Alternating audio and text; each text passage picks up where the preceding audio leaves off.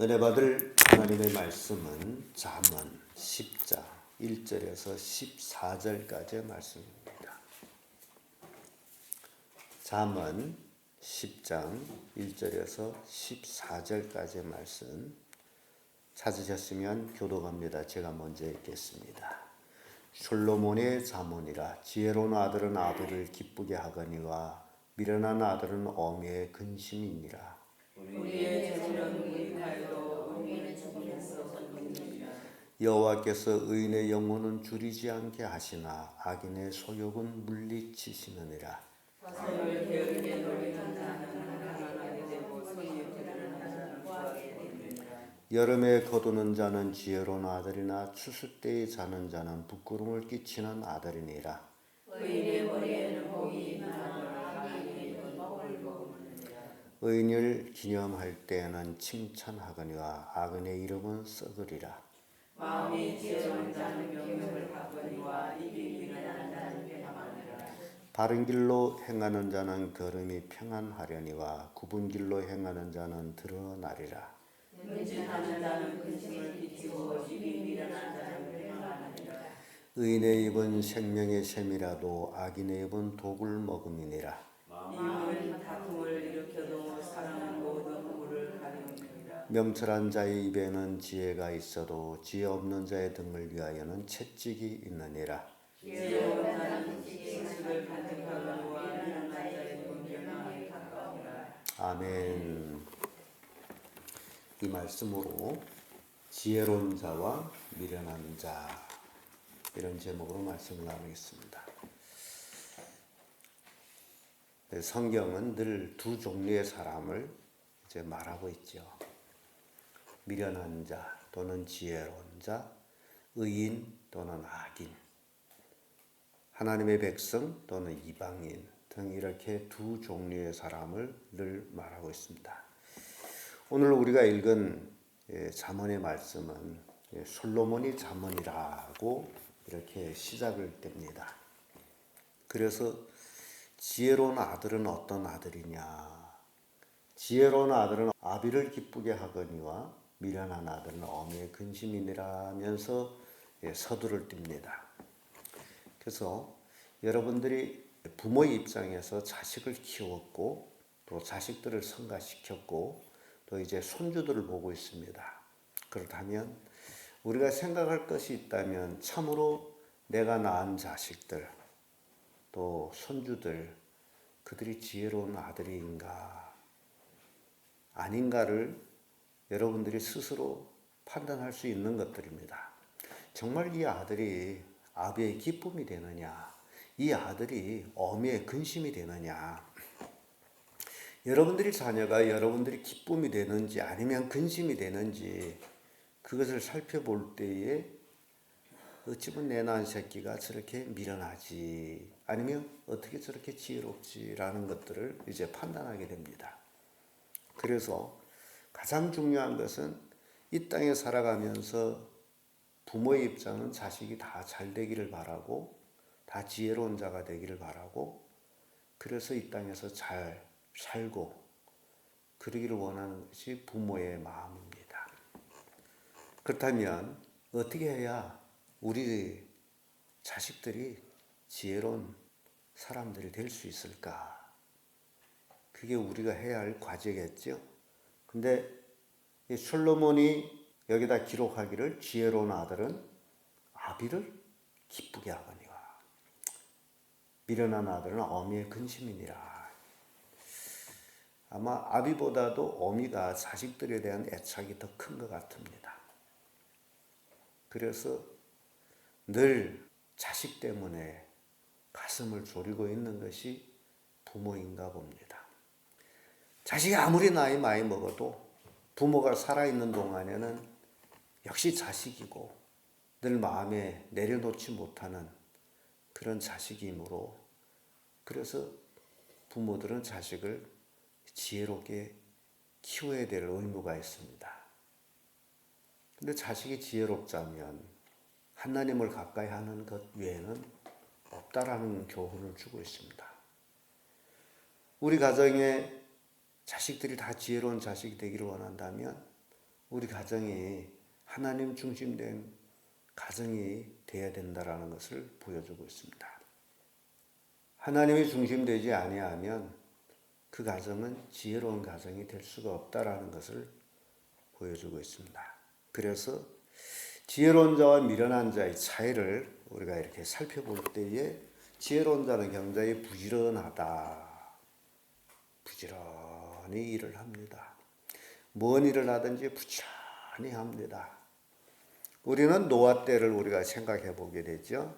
노아는 당시의 의인이었다라고 기록하고 있습니다. 그런데 노아를 보게 되면 노아는 하나님의 경고하심을 받았을 때에 노아가 한 일이 있습니다. 미루지 아니하고 꾸준하게 해온 일, 무슨 일이죠? 방주를 만드는 일이었습니다. 120년 동안 다른 일을 한 것이 아니라 그동안에 500여 년 살면서 모아뒀던 재물을 방주를 만들면서 다 투자하는 모습 보게 되죠. 왜 그랬을까요? 하나님께서 방주를 만들라고 말씀하셨죠. 이제 하나님께서 이 세상을 심판하시겠다라고, 코로 기식하는 자는 다 물로 쓸어버리겠다고.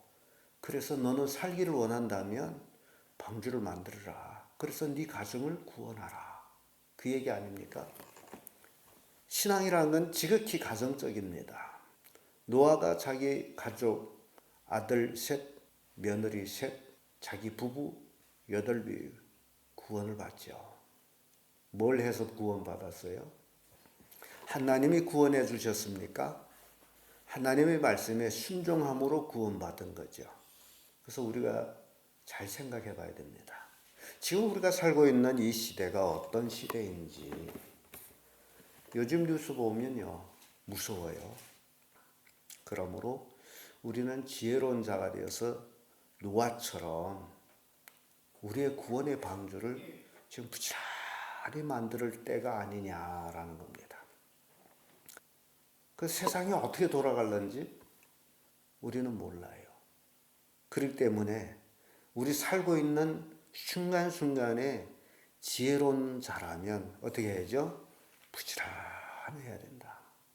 신앙도 부지런히, 일도 부지런히, 아무튼 세상 사람들이 놀고 먹고 마시는 그런 데 빠지지 아니하고 부지런히 주님을 섬기는 그런 성도들이 되어야 됩니다.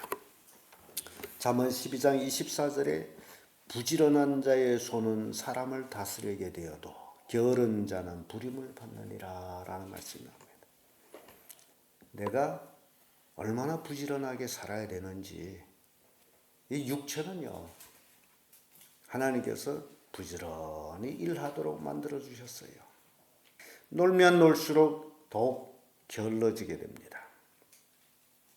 잠언 13장 4절에 게으른 자는 마음으로 원하여도 얻지 못하니 부지런한 자의 마음은 풍족함을 얻으리라. 게으른 자는 암만 애썼다 해서 얻어지는 게 아니라는 거예요. 생각만 해도 얻어지는 게 아니다. 그래서 이 부지런한 자들이 또한 부모도 공경하고 불의의 재물을 피합니다. 2절의 말씀 보면 불의의 재물은 무익하여도 이렇게 말씀하죠. 재물이 좋은 것 같은데 그 재물에 불의가 섞여 있다면 그건 아무 의미가 없는 재물이라는 것을 보여주고 있습니다. 그래서 5절의 말씀 보면 여름에 거두는 자는 지혜로운 아들이나 추수 때에 자는 자는 부끄러움을 끼친 아들이니라 라는 말씀이 나옵니다. 여러분, 지금 우리가 영적으로 이 시대를 무슨 시대라고 그러죠? 추수 때, 마지막 때라고 그럽니다. 근데 이 추수 때, 마지막 때 성도들은 더욱 부지런히 주님을 섬겨야 돼요. 모이기를 피하는 어떤 사람들과 같이 하지 말고 그날이 가까운 볼수록 더욱 그리하자라고 성경을. 지금 마지막 추수 때에 우리가 하나님 앞에 정말 모일 수 있는 시간마다 모여서 하나님을 섬겨야 돼. 그런데 이 추수 때에 잠을 잔다. 그러면 미련한 자라는 거예요. 마지막 때에 왔는데 잠을 자고 있다. 그래서 여러분들은 지혜로운 자들 되길 바랍니다. 그래서 예수님의 강림을 맞이하는 성도들 되기를 바랍니다. 미련해서 잠자서, 이게 잠자다는 거예요. 신앙의 잠을 자게 되면 예수님이 강림했는데도 맞이하지 못하면 그보다 더 불행한 일은 없습니다. 세상 것을 다 가졌다 할지라도 주님이 강림을 맞이하지 못한다면 그 가진 것이 뭔 의미가 있습니까? 네가 뭘 주고 네 생명을 구하겠느냐? 어리석은 자여, 오늘 밤에 내가 내 생명을 취하리니 라는 말씀이 부자에 대한 예수님 말씀이 아닙니까? 그래서 우리는 부지런해야 됩니다. 주님을 섬기는 자들이 되어야 돼요. 두 번째로 지혜로운 자와 미련한 자를 살펴볼 때에 지혜로운 자는 의인이 되는 겁니다. 6절의 말씀 보면 의인의 머리에는 복이 임하거늘 악인의 입에는 독을 먹음이니라. 차이가 납니다. 의인의 머리에는 뭐가 임해요? 복이 임한데 악인에게는 복이 임하지 아니하므로 그 입에 뭐가 있어요? 독을 물고 있어. 차이가 나는 거예요. 그래서 지혜로운 자는 그 어떤 시대에 살든지 간에 의인이 되는 거예요. 6절에서 11절까지 말씀인데 7절의 말씀에도 의인을 기념할 때는 칭찬하거니와 악인의 이름은 썩으니라. 가장 중요한 말씀 8절에 나옵니다. 마음의 지혜로운 자는 명령을 받거니와. 이 지혜로운 자는요, 하나님 말씀을 딱 들었을 때 하나님이 나를 이렇게 하라는구나 하고 그 명령을 받는데, 미련한 자는 그 명령을 받지를 않아요. 거부해버려요. 여러분 생각해 보세요. 어떤 분이 직접 전화를 해가지고 어떻게 성경대로 삽니까? 그런 사람이 있었어요. 그럼 성경대로 살지 못하면 하나님이 왜 성경을 우리에게 주었을까요? 성경대로 산 사람들 다 어떤 사람들이에요? 믿음의 사람들이 아닙니까? 그러면 나는 뭐예요? 성경대로 살지 못한다라고. 그게 미련한 자라는 거예요. 성경대로 살지 못할지라도 살려고 애를 쓰는 그런 사람이 지혜로운 자예요. 11절에도 의인의 입은 생명샘이라도 악인의 입은 독을 먹습니다. 이렇게 의인이 되는 것이 얼마나 중요한지 몰라요. 근데 우리 신약 시대에 와서는 예수 그리스도를 믿고 구원받은 사람들을, 하나님의 자녀가 됐다라고 하는 사람들을 하나님이 의롭다 칭해준다라고 로마서에 말씀합니다. 시편 112편 6절에 저가 영영이 요동치 아니하여 의인은 영원히 기념하게 되리라. 의인은 요동치를 않습니다. 우직한 믿음을 가지고 있어요. 신앙생활이라는 것은 우직한 믿음을 가지고 있어야 됩니다. 신앙생활 시작해서부터 이 세상을 떠나는 그날까지 변함없이 유동없이 의인이 되어야 됩니다. 9절에 보세요. 바른 길로 행하는 자는 걸음이 평안하려거니와 굽은 길로 행하는 자는 드러나리라. 그래서 우리 성도들은 정말 지혜로운 자들이 되어야 됩니다. 하나님의 말씀으로 살아가는 자들이 되어야 됩니다. 그래서 지혜로운 자는 다툼을 피하는 자들이에요. 12절에서 14절의 말씀인데 12절의 말씀 보면 미움은 다툼을 일으켜도 사랑은 모든 허물을 가려우느니라 라는 말씀이 있습니다. 사랑은 허다한 죄를 덮는다라는 베드로의 말씀에도 있죠. 그래서 시비가 많은 그런 세상에서 오로지 하나님 말씀으로 살아가는 것이 지혜로운 자입니다. 13절에 보면 명철한 자의 입술에는 지혜가 있어도 지혜 없는 자의 등을 위하여서는 뭐가 있다라고 했죠? 채찍이 있다. 그러니까 채찍을 때리지 아니하면 깨달지를 못하기 때문에, 그래서 하나님께서 그 사랑하는 자를 뭐 한다 그러죠? 징계하신다 그래요. 이게 무섭습니다. 채찍에 맞는 게 좋을까요? 안 맞는 게 좋을까요?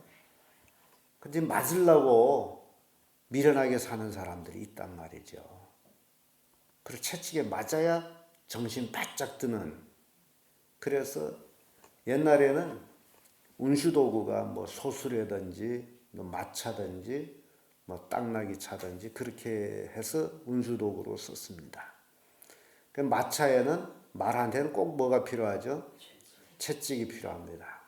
야, 그 채찍을 얼마나 마차에는 말들을 중간에 하나 세우고 앞에 4말, 2말, 3말 이렇게 짐 따라서 말들을 앞에 주르륵 끌게 하는데, 마부가 뭐 그 마차로 그 회초리로 말이 힘쓰지 않은 말을 골라서 짱짱짱짱 때리는데 기가 막혀요. 그래서 참. 소한테는 뭐가 필요해요? 소한테는 작대기, 몽둥이를 가지고 소궁디를 때립니다. 아무튼 굉장히 재미있는 말씀이죠. 명철한 자의 입에는 지혜가 있어도 지혜 없는 자의 등을 위하여는 채찍이 있느니라. 우리가 지혜로운 자가 돼야 뭘 안 맞아요? 채찍에 맞지를 않습니다. 잠언 19장 29절에 심판은 거만한 자를 위하여 예비된 것이요 채찍은 어리석은 자의 등을 위하여 예비된 것이니라 라는 말씀이 있습니다. 하나님의 심판, 지금 우리가 지금 추수 때라 그러죠. 마지막이 때 하나님의 심판, 거만한 자, 하나님을 무시하는 자, 복음을 전했는데도 그 복음대로 살지 아니한 자, 이들에게 뭐가 예비됐다라고 그러죠? 심판이 예비되어 있다. 그래서 채찍은 어리석은 자의 등을 위해서 예비됐는데 그들을 때림으로 회개하도록. 그래서 많은 사람들이 신앙의 간증을 들어보게 되면 처음에 신앙생활하다가 신앙이 뜸해서 세상에 쏠렸다가 하나님의 채찍을 맞고 돌아왔다라는 간증을 하는 분들이 참 많아요. 뭐하러 채찍에 맞고 돌아와요? 왜 그랬을까요?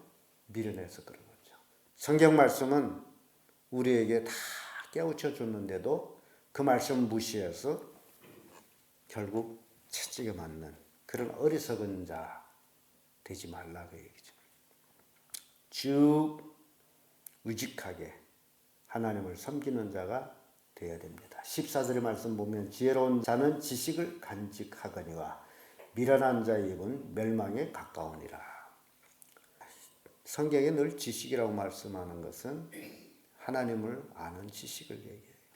지혜로운 자는 하나님의 말씀을 마음판에 새기는 거예요. 하나님께서 거저한 얘기가 아닙니다.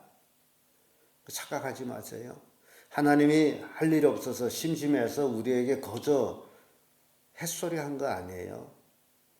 하나님 말씀은 역사 속에서 다 성취되고 그 말씀대로 이루어져 나갔어요. 근데 미련한 자는 그런 것들을 무시하고 있다라는 거죠. 자기는 잘한다라고 착각하는 거죠. 그래서 미련한 자의 입은 멸망에 가까우니라. 저는 우리 성도님들이 모두 다 지혜로운 자들이 되기를 바랍니다.